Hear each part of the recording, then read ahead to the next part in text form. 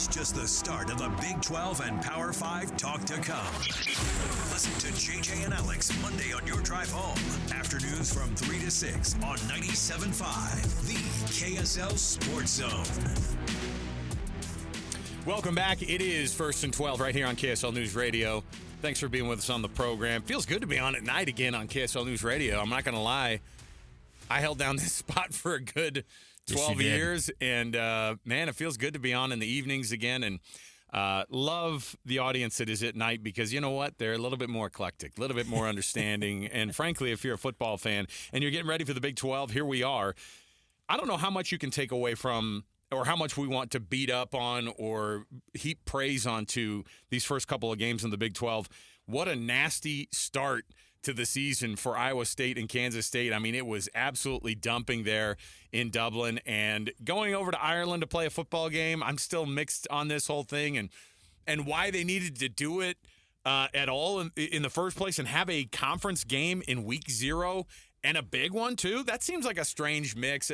I didn't love it. I think the NFL is great across the pond.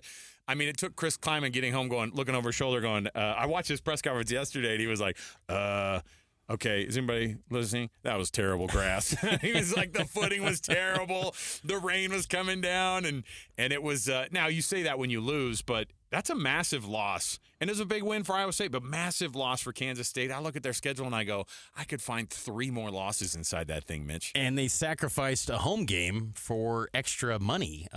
Kansas State's AD, Gene Taylor, they took an extra payday, and I know it's the rev share era, and everyone's worrying about trying to get more money, but now you're probably thinking you would have liked that game in Manhattan in October or November, and instead you go across the pond and you take an L, kind of a double whammy for K-State. But I came away really impressed with the opportunity and the stage that the Big 12 got by being in that opportunity to kick off a season. Because we saw it last year in college football where the Big 12 got slept on. The Big 12 champ going into November in Manhattan, ESPN's College Game Day was just like, why are we picking this game? 2 7-2 football teams, whereas this one took on a big stage. It felt like a massive game, and it was a big game, and that got treated as such. And I bring that up just because it doesn't feel like the Big 12 always gets that. Hopefully we see more of that where the Big 12 is being treated like this is big-time college football, and it was. Now, the play on the field, because of the conditions, I think you're right. Like, how much do you really take into that? But I did like the defenses on these teams. I think both of that's going to carry over into the following weeks. But I always get worried for the teams that lose in Ireland. You think of Nebraska, Florida State. Oh, yeah. They always go. They go on to have terrible seasons. So 10 losses then? You're going to sign it up for Kansas State this year already? Is it unreasonable to think after all the drama, not only on the field, but then off the field, could it be a 7-5 campaign for K-State? I think so. I mean, K-State's emerged quietly as that consistent team that we chalk up 8-9 wins. We kind of thought Utah would be that coming into the league, but they had a uncharacteristic 5-win season last year. So this is going to be some real adversity for Kleiman's squad to bounce back from. But I think Avery Johnson's taken a lot of heat. I thought he was really good in the second half. They kept answering. They just never capitalized on 4th down, and that's what ultimately cost them the game. Yeah, I was really shocked that Kansas State lost in the trenches. Like, that is a weird thing for me to watch. Yeah. A Kansas State offensive line go in and get pushed around. But you were talking about how strong those defenses were.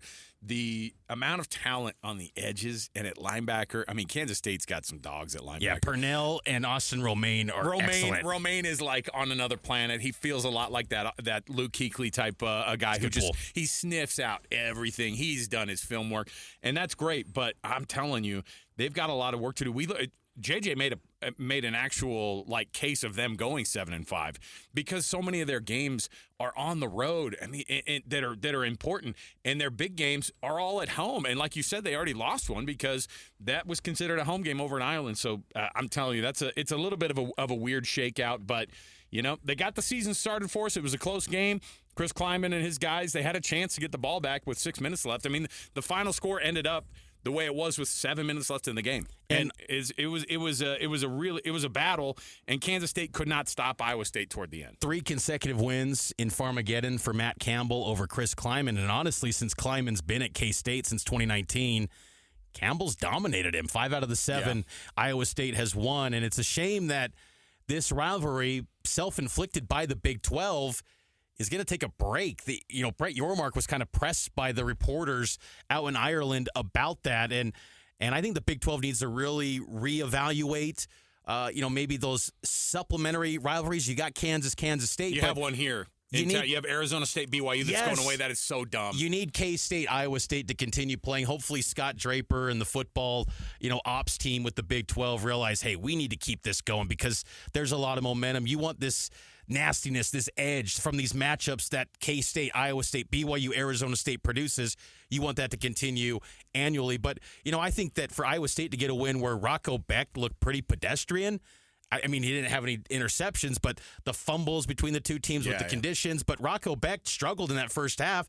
He only completed 50% of his passes. That's kind of his vibe, though. He's kind of a 57 to 59% completion rate guy. He was a freshman of the year 2 years ago, but I don't know if he's taken a massive leap forward, but he's still steady enough. And with Hansen and Abu Sama in the backfield, Iowa State's going to be steady, and they're not going to give up many points. They can win a lot of 24-21 games and maybe have a chance to go to Arlington once again.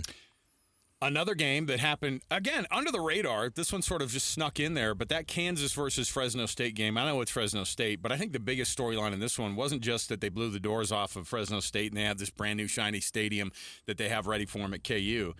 It's that Jalen Daniels, we might actually see the guy, the healthy version of him, the one we've been trying to preview the last couple of years. How about 18 for 20 for 176 yards and 3 touchdowns?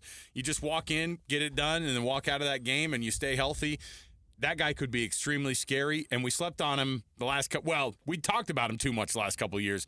Maybe we're sleeping on him in the offseason this year. In a conference full of quarterbacks, he's usually the 8th or 9th guy usually mentioned. I think we just got a little bit of fatigued with saying, 2 years ago we gave you all the flowers and you guys just didn't live up to it.